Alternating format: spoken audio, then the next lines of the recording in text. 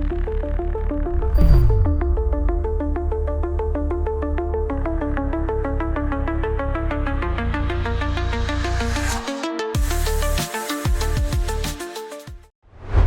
going there guys, this little video here showing our 7E20X7 quad control box. So this is if you've got a few cameras, so up to actual 4 cameras that you want to get coming into a box and then output into a single monitor.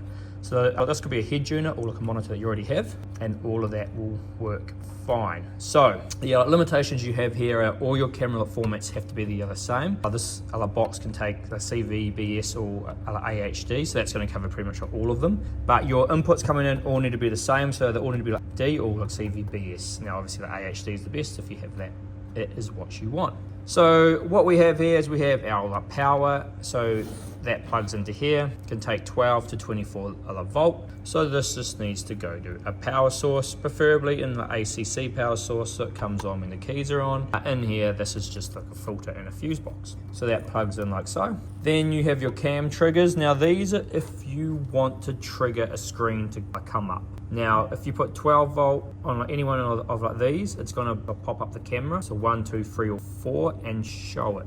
Now it will say in the manual what the wire colors, because I'm not too sure off the top of my head and they're not labeled. I will confirm that and we'll put that on the page so you know what is like what. So if you touch, for example, if this was camera 1 and you put 12 volt to here, it would show camera 1 on the screen. So some people will use this, some people won't. Now the reason why you might not have to use that is we have this remote here. So this plugs into your key plug like so, and on here you can choose the camera. So you go camera 1, camera 2, camera 3, camera 4. You can power the unit up and on, or you can view quad, so that views so 4 cameras, and if you actually double tap, it will do a dual screen of 3 and 4. If you double tap 2, it will do a dual screen of cam 1 and 2. That's on this side. You've got this a dip switch here. 1, 2, 3, 4 are going to flip each camera screen, so they sort of actually mirror it or normal. So that's how you can change that. You just do that there.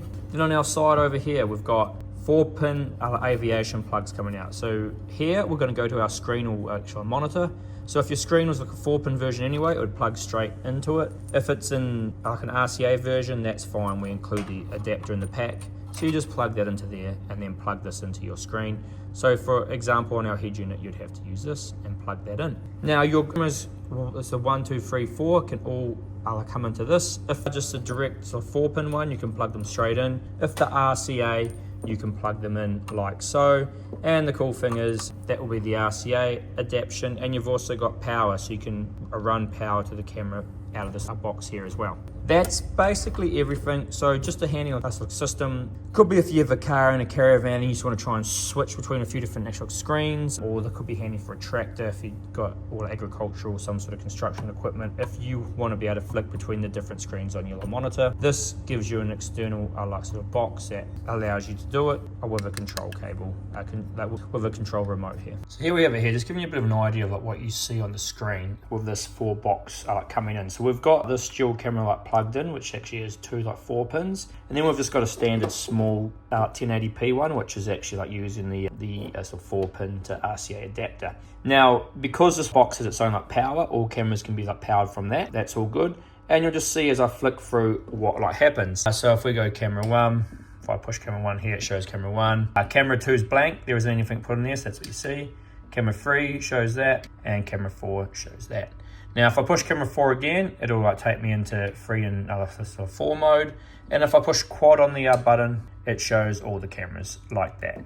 That just gives you an idea of what it looks like when it's on our screen there. Hopefully it's a bit more focused now, so that's just flicking through the cameras. And you just use the remote like that to flick through the cameras. And that's just a view of the same thing on our T-series. Now I know the screen's bigger, but you can still only view the cameras in that panel. So even though you have a bigger screen, it doesn't really help you view more, if that makes sense. You're still talking probably a 9-inch size.